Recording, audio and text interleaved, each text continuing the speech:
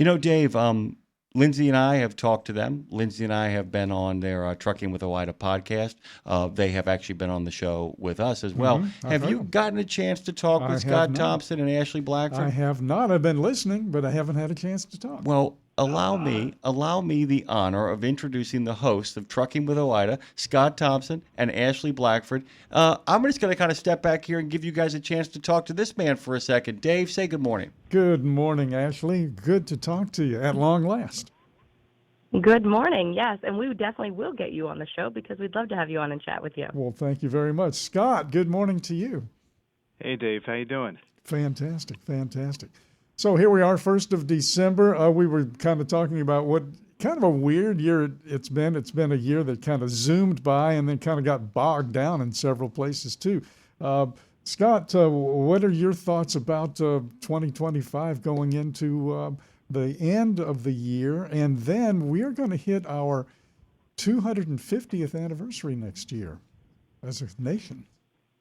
Yeah. It's going to be a fun year for sure. I know there's a lot planned nationally, and looking forward to all that. Yeah, 2025 has been a bit of a weird year in a lot of ways, I would say, for sure. Just looking at the trucking side of things, I think we were all hoping and waiting that this freight recession that I keep joking is going on, 4 years going on 40 at this point. I think we had all hoped that it would kind of have subsided by now. Clearly has not. So that would be my hope for 2026 as we look ahead here, in that, we'll start to see some improvements. We've got Carter Veith. We spoke with him actually a few days ago from Act Research about what he's seeing out there, and holiday shipping season not quite being what it normally is. He is cautiously optimistic that we may start seeing some changes in the coming months.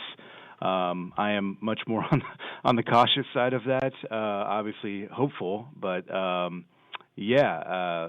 kind of my hopes for 2026 as we look ahead here, which is crazy to think about too. As you mentioned there, the year really has zoomed by, that we're almost ready to say goodbye to 2025 here and hello to 2026. But that would kind of be my hope as we look ahead here for sure. Yeah, and the year did go by really, really quickly, except for the fact that August seemed to take out an extra 24 days at some point. I don't know how that happened, but it managed to get its hand on 24 days. Ashley, and then Scott can answer this too as well. There's a lot of hope, and look, I said whether you're rooting for the president or rooting against the president, everybody is rooting for the United States of America. There are a lot of people who think that one of the improvements in the economy might be if the Supreme Court says, yeah, you don't have the power to just enforce the tax at will, which is what a tariff to some people is. Do you guys feel like, Ashley, that if the Supreme Court strikes down the executive power of the tariff and all those tariffs evaporate in the blink of an eye, that might in fact turn the economy around? And then we'll get to some fun stuff. I wanted to get through the business stuff first. I'm going to let Scott take that one. I feel like he is more on top of the tariff aspect of things, so I'm going to let him take that one. Yeah, no, it's a bit of a cluster, isn't it? It does look, look, I don't know. We have no idea what the Supreme Court's going to decide here. It does seem, if you read the tea leaves, like they're leaning toward maybe, taking the president's power away there and kind of wiping the slate clean, I suppose. I guess that would be beneficial in a lot of ways. I also think it would add a bit in the short term, at least, to the cluster.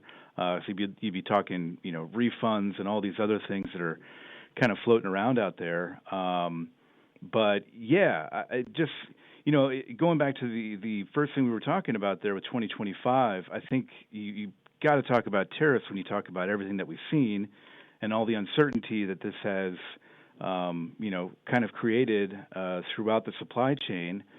So if you were to have the Supreme Court, and if it's doing a lot of heavy lifting there, I think, but if you were to have the Supreme Court say that the president doesn't have these powers, we're going to wipe that slate clean, it would take away some of the uncertainty. But at the same time, I don't know what that looks like in terms of, the president continuing to push it. That may be the end of the story. I don't know. Nobody knows. But yeah, it would go a long way, I think, toward ending some of that uncertainty. However, I think it opens up a whole other a whole other bag of uncertainty that we're not even sure what's inside of it. But yeah, we'll see what happens. But it does appear that we may be heading that direction, and we're at the will of everybody else out there, I suppose, with that. I'm going to actually, since Ashley so nicely deferred, kind of throw a question back to you now, Ashley. It's been 6 months since we've all kind of launched our own platforms over here. We all started in June. We all did the impossible. I mean, I can't give you guys enough credit. You went from having to do landline now to all of a sudden pivoting to trucking with OOIDA. It is available every place you get your podcast. It's available here, by the way, immediately after the show on Tuesdays, Thursdays, and Fridays. Can you talk a little bit about what your future plans are for the project, kind of an overview of how you've gotten where you've gotten so far, and some of the challenges and some of the exciting things that are to come? Wow. We've said this a lot Next in this question. process. Yeah, exactly. I'll lob that to Scott. No, I know through this process we've said, like, we're flying the plane as we're building it, and it's been the most just crazy learning experience. It's a lot of growing pains, but it's been such a exciting time as well. We've definitely learned a lot in the past 6 months, and I know that we're going to learn a lot more in the next 6 months. But one thing I think I've enjoyed is just, again, like we did back with Landline Now, is just the people we've been able to talk to. And with this, we've kind of loosened up a little bit and kind of widened our audience of who we've brought on, and that's been just incredible. It's taught us a lot. Yeah, I mean, the next 6 months, I feel like there's a lot in store. I'm sure lots more learning, and yeah, I'm excited to see how it goes. Ashley, this is Dave. One of the things that He does it all the time. Yeah, you've got one of those voices you don't need. It's like when mom calls and she says, "Hey, it's mom." Yeah, I know. She's got one of those voices. Tell her I said hi. I spent my life in radio, and I thought that what we're doing here is the same thing, only different. And I found out, not in a hurry, but in a big way, that no, this is completely different. You spent your career on camera, doing television news and things. How much different is this stuff than that? Did you find it like, wait a minute, it's not really the same at all, is it? No, it's definitely a lot different. This, I feel like I'm able to breathe. I feel like back in my TV days, it was just hustle, hustle, hustle. I mean, there's still obviously hustle in this, but there's an opportunity to just really get to know people and talk to people. When you're in TV, they want your news story to be like a minute 30. And I mean, you guys know a minute 30, you can't get much out of somebody in that time. And so just being able to do kind of a longer form and more laid back, and it's not so much pressure. I love that. And also having the specific topic. Obviously, there's, trucking is vast and there's so much to it. But just having so many different topics to cover in the umbrella of trucking, that's been really interesting as well. Scott, this is Dave. Scott, you. Wait, hang on. Who am I talking to? Yeah, Dave who? Yeah, really. Dave who? Yeah. Dave's not here. Actually, you're there. Goes too far. No, you're there. If I'm not mistaken, you spent some time in Seoul City, right, in Korea? Yeah. I lived in Seoul, South Korea for about 7.5 years. Did some TV and radio there as well. And then moved back here to the Kansas City area where my parents are back in 2015. So it's been about 10 years now since I've been back. And that time, you talk about time flying, that really has been a time flying kind of situation there for sure. So basically you went from one really intense baseball culture to another. I just want to make sure I'm getting that right. Jimmy, I'm so glad you bring that up, because when I first moved there and started going to Korean baseball games, I had no idea what I was getting what I was walking into. And if there's any baseball fans out there, if they're not familiar with what the KBO does, I think the pandemic actually helped a little bit with it, because there were KBO games being broadcast here during the pandemic. But the culture there for baseball, you nailed it, Jimmy, is just crazy. It's soccer number one. It's baseball number two. Cheerleaders on the dugouts. Each team has its own chant. They've got chants for players. It's really a fun atmosphere out there with baseball. And some of that stuff, I wonder if it would translate over here in the U.S. Some of it, I suspect, would probably not. But yeah, it's a really fun culture there with for baseball for sure. I once heard a joke, Dave, that Sao Paulo, Brazil, is New York in the 1980s. I've often heard it said that Seoul, Korea, is New York 1958 to about 1963.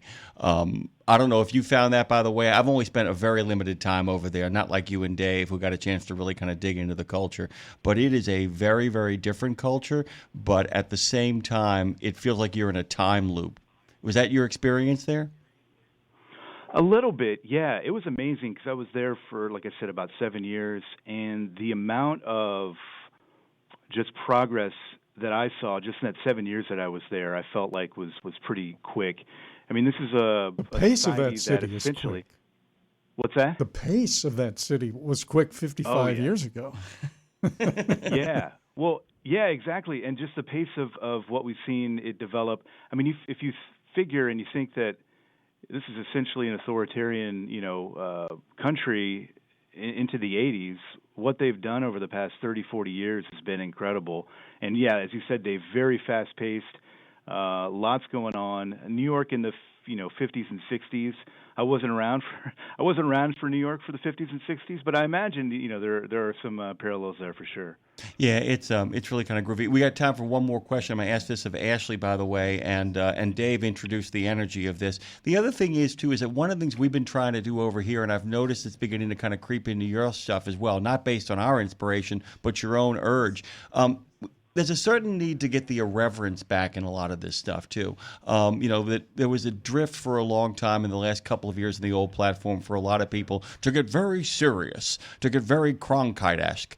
And I'm wondering if you guys are finding more room, as Ashley was saying, to breathe, Ashley. Are you finding you have more room to be kind of a goofball in the spirit of a lot of the men and women out there on the road? Yes, and I have loved that. Scott and I sit in offices right next to each other, so there's a lot of yelling, not in not in an angry way, but idea-wise. Not yet. And not yet. Not yet, anyway. Yeah. No. I'll give you an example. The other day we had our board meetings here at OOIDA, and we have a Canadian board member, which I'm also Canadian. And she brought in some potato chips. So Scott and I had a long discussion over that, and I thought, I wonder if there's like a potato chip expert. So, of course, I head over to Google. I found a guy. I believe he's going to be on this week. Absolutely fascinating. I mean, stuff like that just, that was so fun to talk to him and learn a lot from him. Yeah, it's one of the best things. We have we got a regular recurring segment now, a guy, Rolando Pujols, who actually writes about roadside America, and just being able to get people like that to drop in, and it reminds us of why we really kind of all signed up for this. Really quickly, Scott, what can we expect in the coming month? What are you excited about? And then we got to shuffle off this radio coil because Dave and I don't really care about the breaks, but somehow Dre has to remind us they happen. Go ahead. This week we're going to take a trip to a couple places. A couple people I think you've already talked to as well, but we had a chance to talk with Jamie Benson of the Hawaii Transportation Association and, the Alaska Transportation Association, and then Kelvin Kawatsu, he's with Hawaii. We spoke with a couple drivers there as well from both those states, kind of talking about what they see on a daily basis. We got the chip guy, the Toga chip guy. He's coming up as well this week. So we've got a lot as we head into the holiday season here, and looking forward to everything it has in store. By the way, that guy from Hawaii, Calvin, he's the best, isn't he? Yes. He was great to talk to. Mm-hmm. Yeah, standing invitation to go stay with him. So maybe we should all crash at the same time. And go fishing. I believe. Yeah, he said you were also extended that invitation. Let's do that. Yeah, he showed up on the show, man. It was like the crack of doom when he showed up. We got to let you guys go because we actually extended this longer than we should have, and Dre is now looking at me like I'm a jerk. Ashley, Scott, Trucking with OOIDA happens on Tuesdays, Thursdays, and Fridays here on Radio Nemo, but everywhere you get your podcast. I actually have a notification for it on Spotify. Thank you both.